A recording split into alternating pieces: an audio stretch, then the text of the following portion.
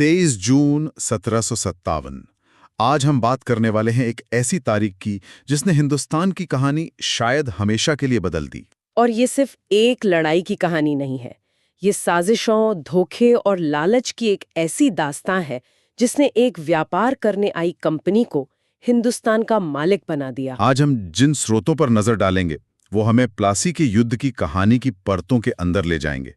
हम बंगाल के नवाब सिराजुद्दौला के सत्ता में आने से लेकर उनके और अंग्रेजों के बीच के टकराव और फिर उस दिन तक के सफर को समझेंगे जब प्लासी के आम के बाग में इतिहास हमेशा के लिए पलट दिया गया। और हमारा मिशन आज ये समझना है कि आखिर 50,000 सैनिकों की एक विशाल सेना रॉबर्ट क्लाइव के मुट्ठी भर करीब 3,000 सैनिकों से कैसे हार गई। क्या ये वाकई एक जंग थी या फिर एक बहुत बड़ा धोखा था जिसे जंग का नाम दिया गया। चलिए इसी की तह तक चलते हैं। तो कहानी शुरू होती है 1756 में।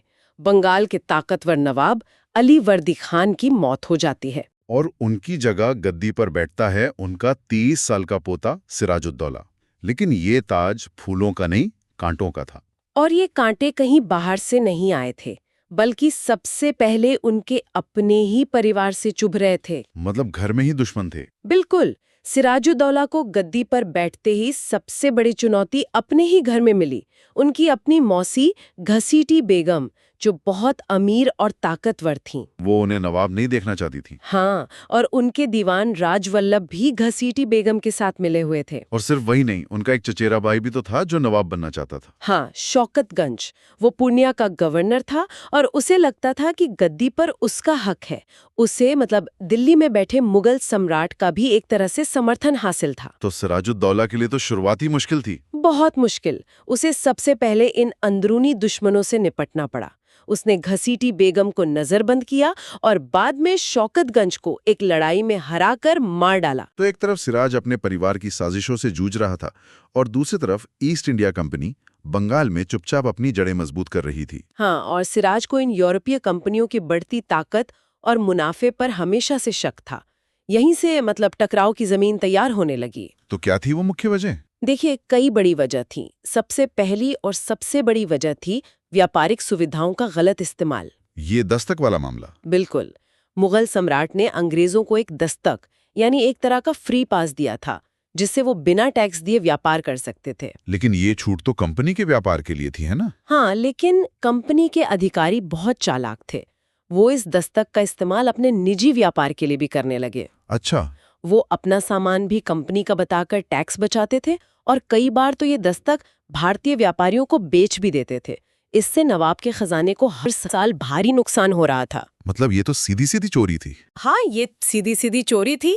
और फिर एक और बड़ा मुद्दा उठा, किलेबंदी का। ये क्या मामला था? उस समय यूरोप में ब्रिटेन और फ्रांस के बीच वो जो सप्तवर्षीय युद्ध था, उसके छिड़ने का खतरा मंडरा रहा था।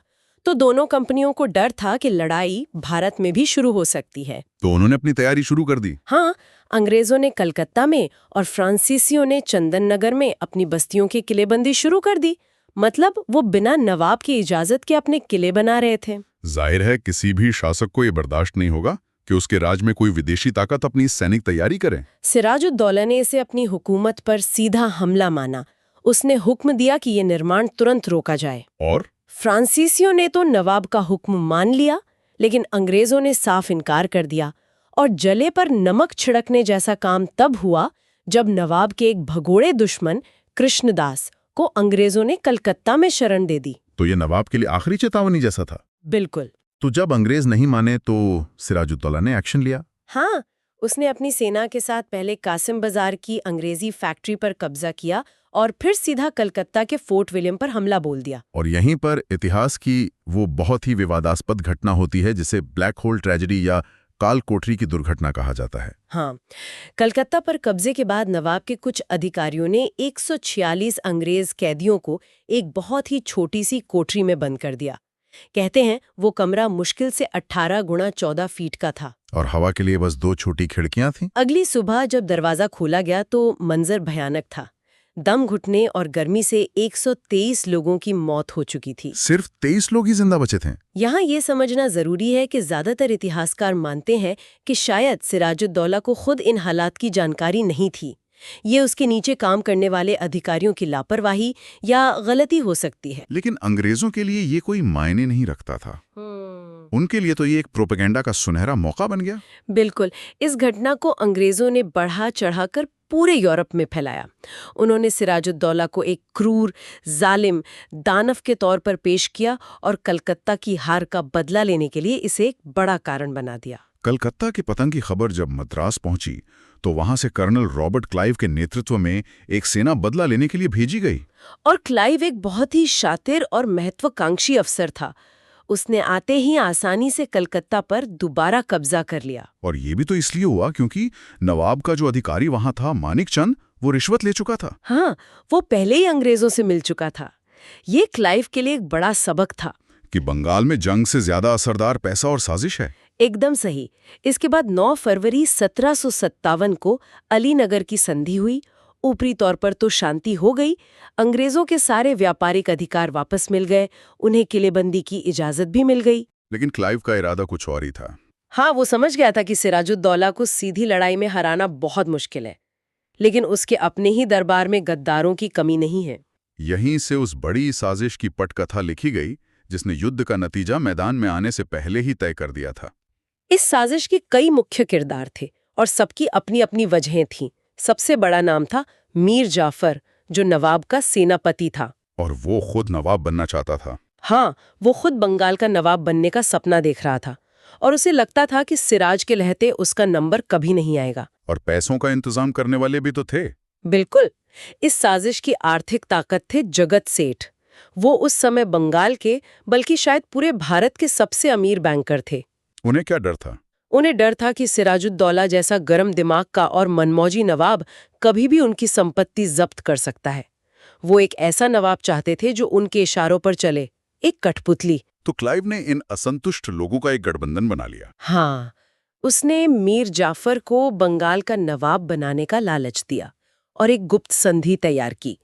लेकिन यहाँ कहानी में एक और नाटकीय मोड़ आता है। ओमीचंद का? हाँ, ओमीचंद, एक अमीर व्यापारी जो इस पूरी डील में बिचौलिया था।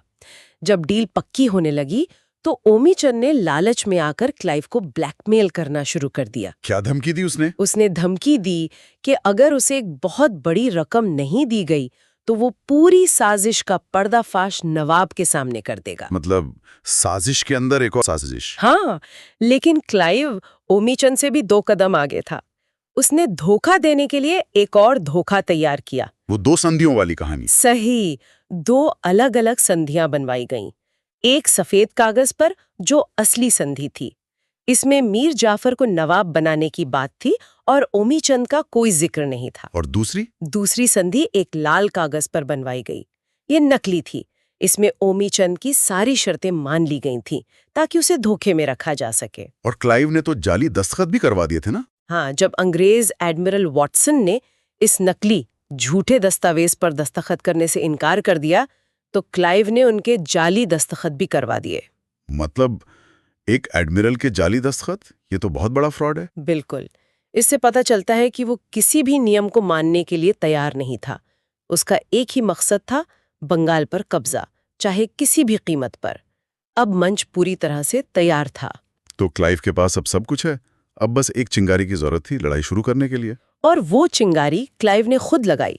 उसने अलीनगर की संधि तोड़ने का झूठा बहाना बनाया और 22 जून 1757 को अपनी सेना लेकर नवाब की राजधानी मुर्शिदाबाद की ओर बढ़ गया। 23 जून को दोनों सेनाएं प्लासी के मैदान में आमने सामने थीं। कागज पर तो ये कोई मुकाबला ही नहीं था। हाँ, कहाँ सिराजुद्दौला के पास लगभग 50,000 सैनिक और 50 से ज्यादा भारी तोपें, और दूसरी तरफ क्लाइव के पास कुल मिलाकर करीब 3100 सैनिक और बस 8-9 हल्की तोपें थीं। क्लाइव को तो 1 घंटे में कुचल दिया जाना चाहिए था। किसी भी सामान्य लड़ाई में यही होता। सुबह करीब 8 बजे लड़ाई शुरू हुई। नवाब की तोपों ने गोलाबारी शुरू की, लेकिन जैसा कि पहले से तय था, ये सब एक दिखावा ज्यादा था। और फिर हुई बारिश। हाँ, दोपहर में अचानक बहुत तेज बारिश होने लगी और ये बारिश लड़ाई का एक बड़ा टर्निंग पॉइंट साबित हुई। ये इतिहास के सबसे बड़े व्हाट इफ्स में से एक है। बिल्कुल। अंग्रेज अपनी सैन्य ट्रेनिंग की वजह से अनुशासित थे। उन्होंने फौरन अपनी बारूद को तिरपाल से ढक लिया। लेकिन नवाब की विशाल सेना ये नहीं कर पाई। उनकी सारी बारूद गीली हो गई। हाँ, और उनकी तोपें बेकार हो गईं। एक ही बारिश ने नवाब की सबसे बड़ी ताकत को खत्म कर दिया। बारिश रुकने के बाद नवाब के एक वफादार सेनापति मीर मदान ने सोचा कि अंग्रेजों की तोपें भी गीली हो गई होंगी। हाँ, उन्होंने सोचा कि हमला करने का सही समय है। मीर मदान और मोहनलाल जैसे कुछ ही कमांडर्स थे जो सच में नवाब के लिए लड़ रहे थे। मीर मदान ने अपनी टुकड़ी के साथ हमला किया। लेकिन अंग्रेजों की तोपें तो सूखी थीं। हाँ, उनकी तरफ से हुई गोलाबारी में एक गोला मीर मदान को लगा और उनकी मौत हो गई। तो जो एक कमांडर वाकई में लड़ रहा था वो मारा गया। मीर मदान की मौत की खबर सुनते ही सिराजुद्दौला घबरा गया। वो पूरी तरह से टूट गया। और तब वो मीर जाफर के पास गया। हाँ, उसने अपनी पगड़ी उतारकर मीर जाफर के पैरों में रख दी और अपनी और अपने राज की रक्षा करने की भीख मांगी। और मीर जाफर ने कुरान पर हाथ रखकर वफादारी की कसम खाई और फिर तुरंत क्लाइव को हमला करने का संदेश भेज दिया। ये धोखा तो कल्पना से भी परे है। इसके बाद जो हुआ वो खुला विश्वासघात था। मीर जाफर और राय दुर्लभ के नेतृत्व में नवाब की सेना का एक बहुत बड़ा हिस्सा, करीब 45,000 सैनिक, वो बस खड़े होकर तमाशा देखते रहे। उन्होंने एक भी गोली नहीं चलाई। और सिराजुद्दौला उसे जब अपने सलाहकारों ने पीछे हटने की गलत सलाह दी तो वो लड़ाई का मैदान छोड़कर मुर्शिदाबाद भाग गया। उसके भागते ही सेना में भगदड़ मच गई और जो लड़ाई कई दिनों तक चलनी चाहिए थी वो कुछ ही घंटों में खत्म हो गई। तो जंग जीत ली गई, लेकिन बंदूकों से नहीं बल्कि धोखे से। हाँ, इस तरह अंग्रेजों ने एक ऐसी लड़ाई जीत ली जो असल में कभी पूरी तरह लड़ी ही नहीं गई थी। इसके बाद क्या हुआ? इस जीत की कीमत क्या थी? इसका जो असर हुआ वो इंडिया के लिए बहुत लंबे समय तक चलने वाला और बहुत ही बुरा था। राजनीतिक तौर पर संधि के मुताबिक मीर जाफर को बंगाल का नया नवाब बना दिया गया। लेकिन वो सिर्फ एक कठपुतली था। हाँ, इतिहास में उसे क्लाइव का गीदड़ भी कहा जाता है। और सिराजुद्दौला का क्या हुआ? उसे पकड़ लिया गया और मीर जाफर के बेटे मीरन के आदेश पर बेरहमी से मार दिया गया। और इसी के साथ बंगाल पर कंपनी का असली नियंत्रण स्थापित हो गया। ये भारत में ब्रिटिश साम्राज्य की नींव का पहला और सबसे मजबूत पत्थर था। चलिए अब आर्थिक नतीजों की बात करते हैं, क्योंकि ये सब सिर्फ ताकत के लिए नहीं था, असल खेल तो दौलत का था। आर्थिक परिणाम तो और भी विनाशकारी थे। कंपनी को इनाम के तौर पर 24 परगना की जमींदारी मिली। अब ये जमींदारी मिलना कोई छोटी बात नहीं थी। इसका मतलब था कि कंपनी अब सीधे टैक्स वसूल सकती थी। हाँ, वो सिर्फ व्यापारी नहीं, अब जमींदार भी बन गए थे। शासक बनने की तरफ ये पहला बड़ा कदम था। और मीर जाफर को नवाब बनने की कीमत भी तो चुकानी पड़ी होगी। बहुत भारी कीमत। मीर जाफर ने हर्जाने के तौर पर कंपनी और उसके अधिकारियों को करोड़ों रुपए दिए। अकेले रॉबर्ट क्लाइव को 2,34,000 पाउंड मिले, जो आज के हिसाब से अरबों रुपए होंगे। हाँ, इसे प्लासी की लूट कहा जाता है। बंगाल की इसी दौलत का इस्तेमाल अंग्रेजों ने अपनी सेना को और बड़ा करने और फिर धीरे धीरे भारत के दूसरे हिस्सों को जीतने के लिए किया। एक तरह से भारत को गुलाम बनाने का पैसा भारत से ही वसूला गया। बिल्कुल। तो जब हम सारी परतों को हटाकर देखते हैं तो प्लासी का युद्ध कोई युद्ध था ही नहीं, ये एक सौदा था, एक हॉस्टाइल टेकओवर जिसे रॉबर्ट क्लाइव ने प्लान किया और जिसके कीमत मीर जाफर और जगत सेठ जैसे लोगों के धोखे ने चुकाई। मशहूर इतिहासकार यदुनाथ सरकार ने लिखा है, 23 जून 1757 को भारत का मध्यकाल समाप्त हुआ और आधुनिक काल का आरंभ हुआ। प्लासी ने यह साफ कर दिया कि भारतीय शासक वर्ग की आपसी फूट, लालच और विश्वासघात ही अंग्रेजों की सबसे बड़ी ताकत थी। ये महज एक युद्ध नहीं बल्कि एक क्रांति थी जिसने एक व्यापारिक कंपनी को एक शाही ताकत में बदल दिया। ये कहानी सोचने पर मजबूर करती है ना? अगर उस दिन वो बारिश ना हुई होती, अगर मीर मदान जिंदा रहते, या अगर मीर जाफर ने अपनी कसम निभाई होती, तो आज हिंदुस्तान का और शायद पूरी दुनिया का नक्शा कैसा होता? ये एक ऐसा सवाल है जिसके साथ हम आपको छोड़े जाते हैं।